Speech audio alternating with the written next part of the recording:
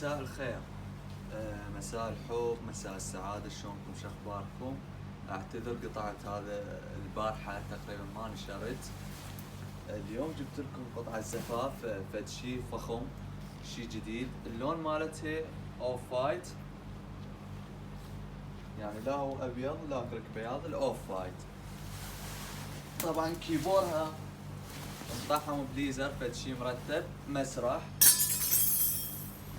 هذا مسرحها ينفتح. هاي قصة الظهر بالضبط.